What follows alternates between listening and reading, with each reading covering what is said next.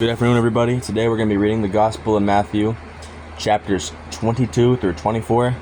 So, again, don't want to prolong the intro because there's so many YouTubers that try to stretch that stuff out. You know, we're here for the short and sweet intro and the longer gospel. But, all I want to say to my Muslim viewers, I pray that your Ramadan was blessed and went very well.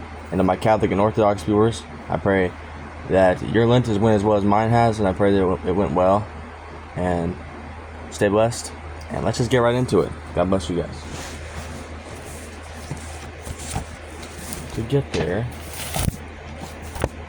if you guys want dialogue in the comments, I'm all the way down for that. I know my views, but if the video is better, just listen to this or something. I know the audio quality ain't the best, but you're getting my raw reaction to this stuff because I have not read through the Gospel of Matthew before.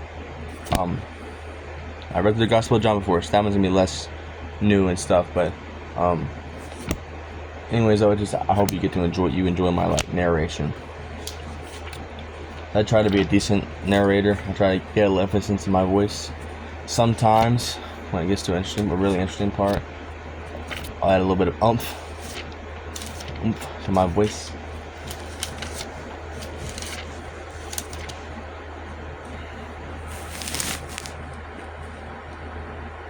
Chapter 22, the parable of the wedding feast. Jesus again in reply spoke to them in parables, saying, "The kingdom of heaven may be likened to a king who gave a wedding feast for his son. He dispatched his servants to summon the invited guests to the feast, but they refused to come. A second time he sent other servants, saying, 'Tell those invited, behold, I have prepared my banquet. My calves and fattened cattle are killed, and everything is ready to come to the feast.' Some ignored the invitation and went away, one to his farm, another to his business. The rest laid hold of his servants, mistreated them, and killed them. The king was enraged and sent troops to destroy those murderers and burn their city. Then he said to the servants, 'The feast is ready, but those who were invited were not worthy to come. Go out therefore into the main roads and invite to the feast whoever you find.' The servants went out into the streets and gathered all they found, bad and good alike, and the hall was filled with guests. But when the king came to meet the guests, he saw a man there not dressed in a wedding garment. He said to him, 'My friend, how is it that you come in here without a wedding garment?' But he was reduced to silence. Then the king said to his attendants, 'Bind his hands and feet and cast him into darkness outside, where there will be wailing and grinding of teeth. Many are invited, but few are chosen.' Paying taxes to the emperor. Then the Pharisees went off and plotted how they might entrap him in speech." This is one of my favorite parts. Actually, the way he tricks him, he forces him as he says as a parable, or no, he says something here. You'll read in a second. They sent their disciples to him with the Herodians, saying, "Teacher, we know that you are a truthful man, and that you teach the way of God in accordance to the truth, and you are not concerned with anyone's opinion. If you do not regard a person's status, tell us then what is your opinion? Is it lawful to pay the census tax to Caesar or not?" Knowing their malice, Jesus said, "Why are you testing me, you hypocrites? Show me the coin that pays the census tax." Then they handed him the Roman coin. He said to them, "Whose image is this, and whose inscription?" They replied, "Caesar's." At that he said to them, "Then repay to Caesar what belongs to Caesar, and to God what belongs to God." When they heard this, they were amazed, and leaving him, they went away. So basically, he didn't say anything wrong. He just gave them the honest answer. It's really cool in movies when he does that, because they're looking to get him entrapped by the Roman government and stuff, for not paying his taxes, but that couldn't happen. The question about the resurrection. On that day, Sadducees approached him, saying that there is no resurrection. They put this question to him, saying, "Teacher, Moses said if a man dies without children, his brother shall marry his wife and raise up descendants for his brother. Now there were 7 brothers among us. The first married and died, and having no descendants, left his wife to his brother. The same happened with the second and the third, through all 7. Finally the woman died. Now at the resurrection of the 7, whose wife will she be? For they all have been married to her." Jesus said to them, replied to them, "You are misled, because you do not know the scriptures or the power of God. At the resurrection they neither marry nor are given in marriage, but are like the angels in heaven.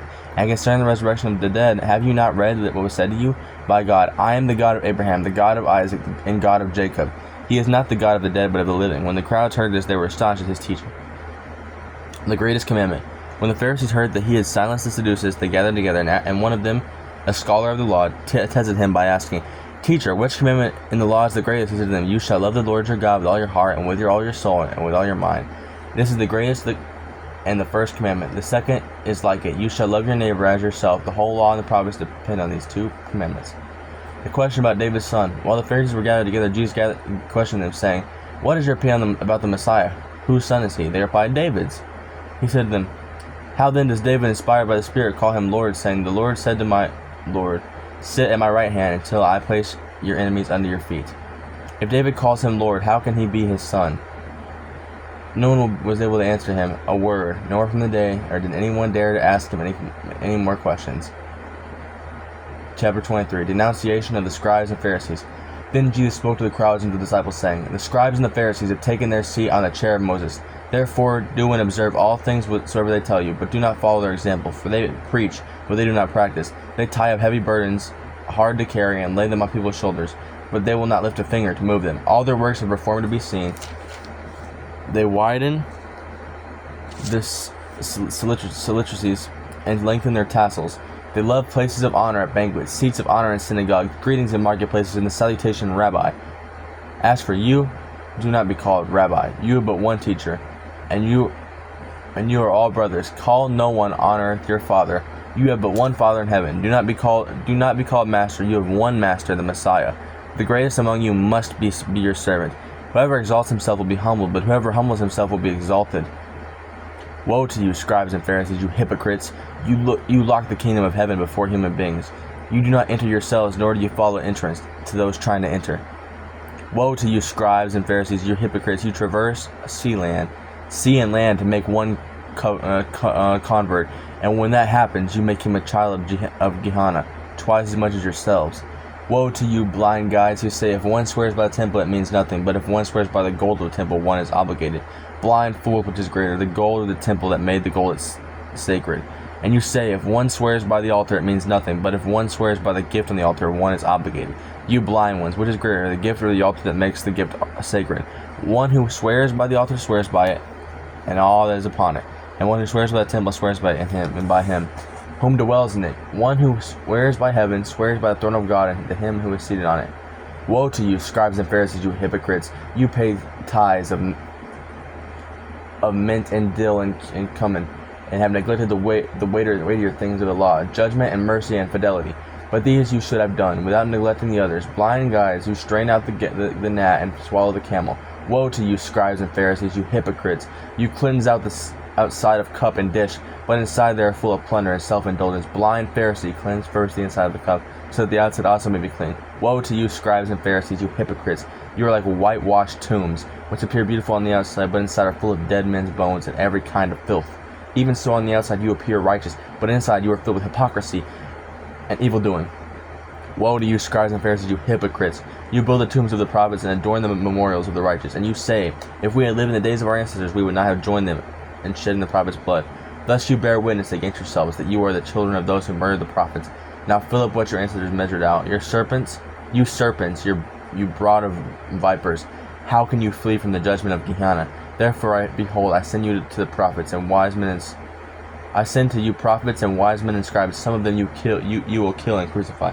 Some of them you will scourge in your synagogues and pursue from town to town, so that there are many come upon you, all the righteous blood shed upon earth. From the righteous blood of Abel to the blood of Zechariah, the son of Berechiah, whom you murdered between the sanctuary and the altar. Amen, I say to you, all these things will come upon this generation. The lament over Jerusalem. Jerusalem, Jerusalem, you who kill the prophets and stone those who sent to you. How many times I yearned to gather your children together, as a hen gathers her young on her wings, but you were unwilling. Behold, your house will be abandoned and desolate. I tell you, you will not see me again until you say, Blessed be he who comes in the name of the Lord. Chapter 24. The destruction of the temple foretold. Jesus left the temple area and was going with his disciples, approached him to point out the temple buildings. He said to them in reply, You see all these things, do you not? Amen, I say to you, there will be not left here a stone upon another stone that will not be thrown down. The beginning of the Colamites.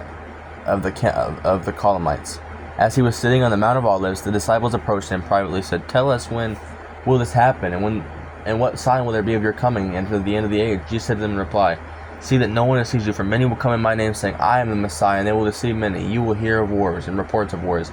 See that you are not alarmed, for these things must happen, but it will not yet be the end. Nation will rise against nation, and kingdom against kingdom. There will be famines and earthquakes from place to place. All these are the beginning of the labor pains. Then they will hand you over to persecution, they will kill you. You will be hated by all nations because of my name, and then many will be led into sin. They will betray and hate one another. Many false prophets will arise and deceive many, and because of the increase of evil doing, the love of many will grow cold. But the one who perseveres to the end will be saved. And this gospel of the kingdom will be preached throughout the world as witness to all nations, and then the end will come. The Great Tribulation. When you see the desolating abomination spoken through Daniel the prophet standing in the holy place, let the reader understand that those in Judea must flee to the mountains. A person on the housetop must not go down to get things out of the house. A person in the field must not return to get his cloak.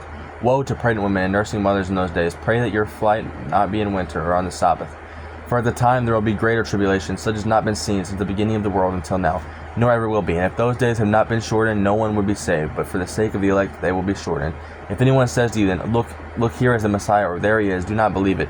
False messiahs and false prophets will arise, and they will perform signs and wonders, so great to deceive. If that were possible, even the elect, behold, I have told it to you beforehand. So if they say to you, he is in the desert, do not go out there. If they say he is in the inner rooms, do not believe it. For just as lightning comes from the east and is seen as far as the west, so will be the coming of the Son of Man. Be wherever the corpse is, there the vultures will gather. The coming of the Son of Man. Immediately after the tribulation of those days, the sun will be darkened, and the moon will not give its light, and the stars will fall from the sky, and the powers of the heavens will be shaken. And then the sign of the Son of Man will appear in heaven, and all the tribes of earth will mourn, and they will see the Son of Man coming upon the clouds of heaven with power and great glory. And he will send out his angels with a trumpet blast, and they will gather his elect from the four winds, from one end of the heavens to the other. The lesson of the fig tree. Learn a lesson from the fig tree. When its branch becomes tender and sprouts leaves, you know that summer is near. In the same way, when you see all these things, know that he is near at the gates. Amen, I say to you, this generation will not pass away until all things have taken place.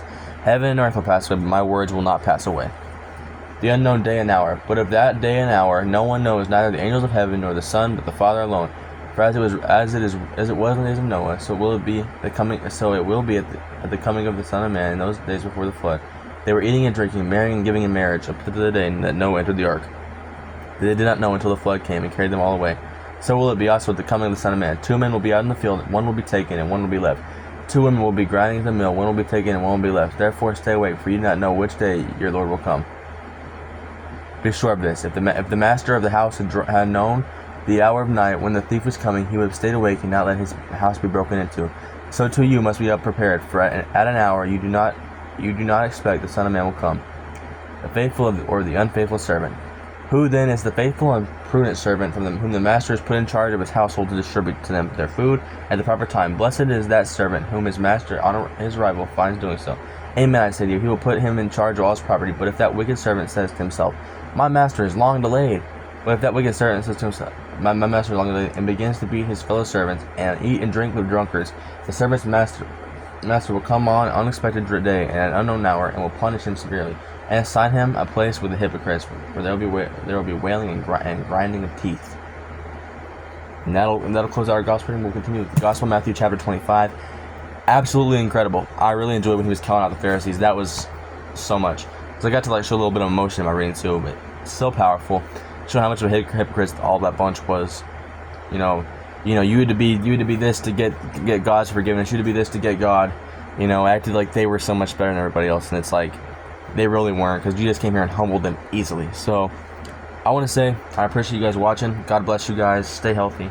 I love y'all. God is always with you. I'll see you next one. Stay blessed.